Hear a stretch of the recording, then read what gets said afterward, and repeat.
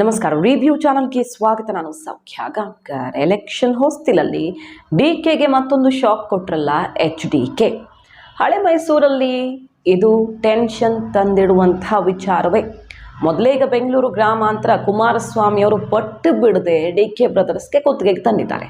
ಇದರ ಜೊತೆಗೀಗ 2-3 ಕ್ಷೇತ್ರಗಳಲ್ಲಿ ದೊಡ್ಡ ಪರಿಣಾಮವನ್ನು ಬೀರಬಲ್ಲಂತಹ ಒಂದು ವಿಚಾರವನ್ನು ಕೈಗೆತ್ಕೊಂಡಿರೋದು. ಮಾಹಿತಿ ಮುಂದೆ ಇಡ್ತಾ ಇದೀವಿ. ಮಿಸ್ ಮಾಡಿದ್ರೆ ನಮ್ಮ ಚಾನಲ್ನ ಸಬ್ಸ್ಕ್ರೈಬ್ ಮಾಡಿ, ಹಾಗೆ ನಿಮ್ಮ ಅಭಿಪ್ರಾಯ ಕಮೆಂಟ್ ಮಾಡಿ ತಿಳಿಸಿ. ಎಸ್ ವೀಕ್ಷಕರೇ, ಸದ್ಯ ಬೆಂಗಳೂರು ಗ್ರಾಮಾಂತರ ನೋಡ್ತಾ ಇದ್ದೀವಿ.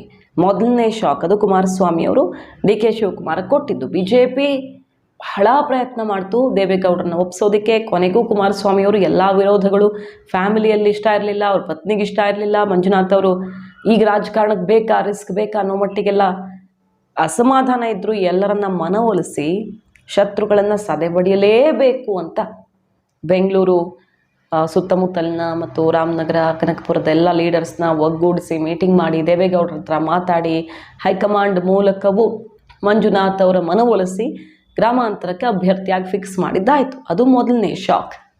ಬಹಳ ದೊಡ್ಡ ಫೈಟ್ ಆಗೋದಿದೆ, ಏನು ಬೇಕಾದರೂ ಆಗಬಹುದು, DK ಬ್ರದರ್ಸ್ ಕಂದುಕೊಂಡಂಗಿಲ್ಲ. ಎರಡನೇದಾಗಿ ನೋಡಿ, ಈಗ ಹೊಸ ಅಸ್ತ್ರವನ್ನು ಎತ್ತಿದ್ದಾರೆ, ಅದು ಜಲಾಸ್ತ್ರ. ಮಂಡ್ಯದಲ್ಲಿ ಬಹಳ ದೊಡ್ಡ ಹೊಡೆತವನ್ನು ಕೊಡಬಲ್ಲದು, ಬೆಂಗಳೂರು ವ್ಯಾಪ್ತಿಯಲ್ಲೂ ಕೂಡ ಟೆನ್ಷನನ್ನು ತಂದಿಡಬಲ್ಲ, ಕಾವೇರಿ ನದಿ ನೀರನ್ನು ನಂಬಿಕೊಂಡಿರೋರ ಭಾಗದಲ್ಲಿ ಎಲ್ಲ ಕಡೆಯೂ ಕೂಡ ಕಾಂಗ್ರೆಸ್ಗೆ ಕಾಸ್ಟ್ಲಿ ಆಗಬಲ್ಲ ವಿಚಾರ.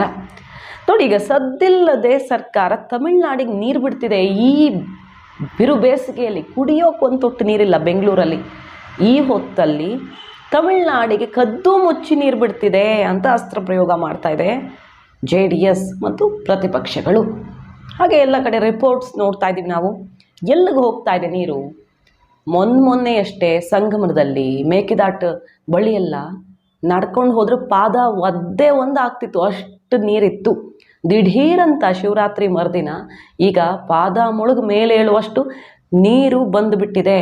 ಕಾವೇರಿ ಆ ಭಾಗದಲ್ಲಿ ಮೈದುಂಬಿಕೊಂಡಿದ್ದಾಳೆ. ಎಲ್ಲಿಗೆ ಹೋಗ್ತಾ ಇದೆ ನೀರು ಅಂತ ಕೇಳಿದ್ರೆ ತಮಿಳ್ನಾಡಿಗೆ ಅಲ್ಲ ಅಂತಿದ್ದಾರೆ. ಯಾವ ಮಾರ್ಗದಲ್ಲಿ ಹೋಗ್ತಾ ಇದೆ ನೀರು ನೋಡಿ? ಮುತ್ತತ್ತಿ, ಸಂಗಮ, ಮೇಕೆದಾಟು, ಹಾಗೆ ಬೊಮ್ಮಸಂದ್ರ, ಗಾಳಿಬೋರೆ ಸೇರಿದಂತೆ ಗಡಿ ಭಾಗದ ನದಿ ಪಾತ್ರದಲ್ಲಿ ಇದ್ದಕ್ಕಿದ್ದಂತೆ ಶಿವರಾತ್ರಿಯಾಗಿ 4 ದಿನ ಆಗ್ತಿದ್ದ ಹಾಗೆ ನೀರು ತುಂಬಿಕೊಂಡು ಬಿಟ್ಟಿದೆ. ತುಂಬ ತೆಳುವಾಗಿದ್ದು ಚೆನ್ನಾಗಿ ತುಂಬಿ ಹರಿತಾ ಇರೋದು. KRSನಿಂದ ತಮಿಳ್ನಾಡಿಗೆ ನೀರು ಬಿಟ್ಟಾಗಷ್ಟೇ ಈ ಮಾರ್ಗದಲ್ಲಿ ಸಮೃದ್ಧ ಹರಿವು ಕಾಣುತ್ತೆ ಅನ್ನೋದನ್ನು ಯಾರಾದರೂ ಆ ಭಾಗದ ಬಲ್ಲವರು ಹೇಳ್ತಾರೆ.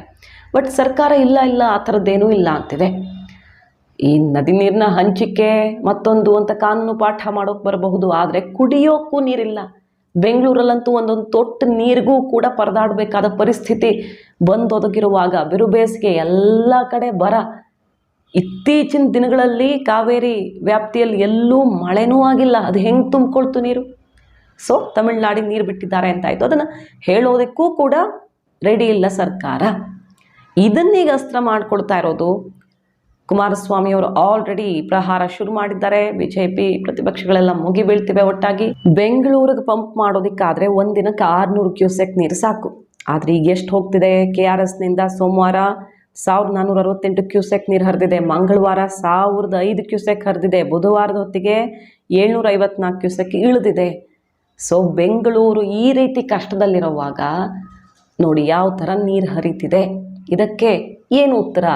ಸರಿ ಆಯ್ತಪ್ಪ, ಹೌದು ನಾವು ಬಿಟ್ಟಿದ್ದು ಹೌದು ಅಂತ ಓಪನ್ ಆಗಿ ಹೇಳೋ ತಾಕತ್ತಿದೆಯಾ ಅನ್ನೋ ರೀತಿಯಲ್ಲಿ ಸವಾಲು ಹಾಕ್ತಾ ಇದ್ದಾರೆ ಪ್ರತಿಪಕ್ಷಗಳು ಈಗ ಸರ್ಕಾರಕ್ಕೆ. ಮತ್ತು ಇದು ಮಂಡ್ಯ, ಬೆಂಗಳೂರು ಸುತ್ತಮುತ್ತಲಿನ ಭಾಗದಲ್ಲಿ ಚುನಾವಣಾ ವಸ್ತುವಾಗೋದ್ರಲ್ಲಿ ಅನುಮಾನವೇ ಇಲ್ಲ.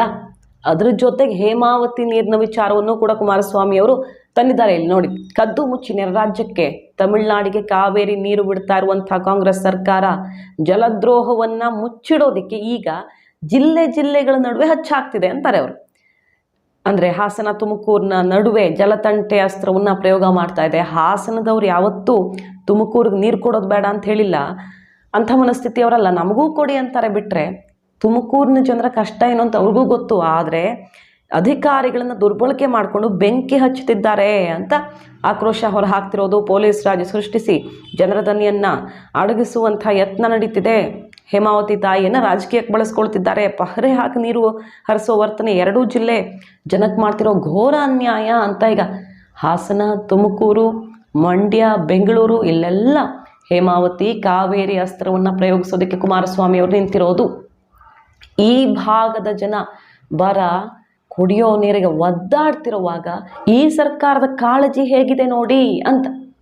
ಮೊನ್ನೆ ಅಷ್ಟೇ ಜಟಾಪಟಿ ಆಯ್ತಲ್ವ, ಇವರು ಸರಿಯಾಗಿ ಕಾನೂನು ಹೋರಾಟಕ್ಕೆ ತಯಾರಿ ಮಾಡಿಕೊಂಡಿರಲಿಲ್ಲ, ನಿರ್ಲಕ್ಷ್ಯ ಮಾಡಿದರು. ತಮಿಳುನಾಡು ಯಾವ ರೀತಿ ಮುಂಜಾಗ್ರತಾ ಕ್ರಮ ವಹಿಸ್ತೋ ಅಷ್ಟು ಮುಂಚಿತವಾಗಿ ಇವರ ಕಾನೂನು ತಂಡ ಅಲರ್ಟ್ ಆಗಲಿಲ್ಲ. ಇಂಥದ್ದೆಲ್ಲ ಇತ್ತಲ್ವ. ಮೊದಲೇ ಇವರೇ ಕೋರ್ಟ್ಗೆ ಹೋಗಬೇಕಿತ್ತು, ಪರಿಸ್ಥಿತಿಯನ್ನು ಅರ್ಥ ಮಾಡಿಸ್ಬೇಕಿತ್ತು. ಎಷ್ಟು ತಾಲೂಕುಗಳಲ್ಲಿ ಇವತ್ತು ಬರ ಘೋಷಣೆ ಮಾಡಿರೋದು, ಏನಿದೆ, ಮಳೆ ಎಷ್ಟಾಗಿದೆ ಎಲ್ಲ ಅರ್ಥ ಮಾಡಿಸ್ಬೇಕಿತ್ತು ಅಂತ ಅಲ್ವ ಜಟಾಪಟಿ ಆಗಿದ್ದು. ಈಗ ಇಂಥ ಪರಿಸ್ಥಿತಿಯಲ್ಲಿ ನೀರು ಬಿಡ್ತಿರುವಂಥ ಸರ್ಕಾರ ನಿಮ್ಮ ಹಿತ ಕಾಯತ್ತಾ? ಕಾಳಜಿ ಇದೆಯಾ ಜನರ ಮೇಲೆ? ಅಥವಾ DMK ಜೊತೆ ಮೈತ್ರಿ ಮತ್ತೊಂದು ಅನ್ನೋ ಲೆಕ್ಕಾಚಾರದಲ್ಲಿ ಹೈಕಮಾಂಡ್ ಹೆದರಿ ನೀರು ಹರಿಸ್ತಿದೆಯಾ ಅನ್ನೋ ರೀತಿಯ ಅಸ್ತ್ರ ಎಲ್ಲ ಪ್ರಯೋಗ ಆಗ್ತಿದೆ.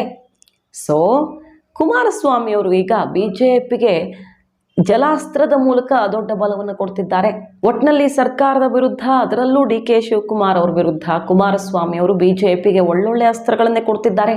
ಬೆಂಗಳೂರು ಗ್ರಾಮಾಂತರದಲ್ಲಿ ಮಂಜುನಾಥ್ ಅನ್ನುವಂತಹ ಬ್ರಹ್ಮಾಸ್ತ್ರ, ಈಗ ಚಿಕ್ಕಬಳ್ಳಾಪುರದಲ್ಲಿ ಕೇಂದ್ರ ಸಚಿವ ಸ್ಥಾನ ಇಲ್ಲ ಒಳ್ಳೆ ಸ್ಥಾನಮಾನ ಕೊಡುವ ಭರವಸೆ ಸಿಕ್ಕಿದ್ರೆ ಕುಮಾರಸ್ವಾಮಿಯವರು ಕೊನೆ ಕ್ಷಣದ ಟ್ವಿಸ್ಟ್ ಅನ್ನುವಂತೆ ತಾನೇ ಕಣಕ್ಕಿಳಿಯುವ ಆಸಕ್ತಿ ತೋರಿಸ್ತಿದ್ದಾರೆ. ಎಲ್ಲ ಒತ್ತಡದ ಬಳಿಕ ಅನ್ನೋ ಮಾತು ಕೇಳಿ ಬರ್ತಿದೆ. ಚಿಕ್ಕಬಳ್ಳಾಪುರ ಕಾಂಗ್ರೆಸ್ ನಿರೀಕ್ಷೆಯಲ್ಲಿದೆ. ಸುಧಾಕರ್ ಅವರು ಪ್ರಯತ್ನ ಮಾಡ್ತಿದ್ದಾರೆ, BJPಯಲ್ಲಿ ತುಂಬ ಪ್ರಯತ್ನ ಮಾಡ್ತಿದ್ದಾರೆ. ಆದರೆ ಕಡೆ ಕ್ಷಣದ ಟ್ವಿಸ್ಟ್ ಈ ಥರ ಸಿಕ್ಕಿದ್ರೆ ಅದು ಕೂಡ ಕಾಂಗ್ರೆಸ್ಗೆ ಆಘಾತವೇ ಆಗತ್ತೆ. ಈಗ ಈ ಹಳೆ ಮೈಸೂರು ಭಾಗದ ಹಲವು ಕಡೆಗಳಲ್ಲಿ ಕಾವೇರಿ ಅಸ್ತ್ರ ಉಪಯೋಗಕ್ಕೆ ಬರಬಹುದು BJPಗೆ. ಎಲ್ಲಕ್ಕಿಂತ ಪ್ರಮುಖವಾಗಿ ಮಂಡ್ಯದಲ್ಲಿ ಇದು ಭಾವನಾತ್ಮಕವಾಗಿಯೂ ಬಳಕೆಯಾಗಬಹುದು. ಕಾದ್ ನೋಡೋಣ. ಒಟ್ಟಿನಲ್ಲಿ ಈಗ DK ಶಿವಕುಮಾರ್ ಅವ್ರನ್ನ ಹೆಜ್ಜೆ ಹೆಜ್ಜೆಗೂ ಕಾಡೋದಕ್ಕೆ ನಿಂತಿದ್ದಾರೆ ಕುಮಾರಸ್ವಾಮಿ ಅವರು. ಮಾಹಿತಿ ನಿಮ್ಗೆ ಇಷ್ಟ ಆಗಿದ್ರೆ ಮಿಸ್ ಮಾಡಿದ್ರೆ ನಮ್ಮ ಚಾನಲ್ನ ಸಬ್ಸ್ಕ್ರೈಬ್ ಮಾಡಿ, ಹಾಗೆ ನಿಮ್ಮ ಅಭಿಪ್ರಾಯ ಕಮೆಂಟ್ ಮಾಡಿ ತಿಳಿಸಿ. Thank you.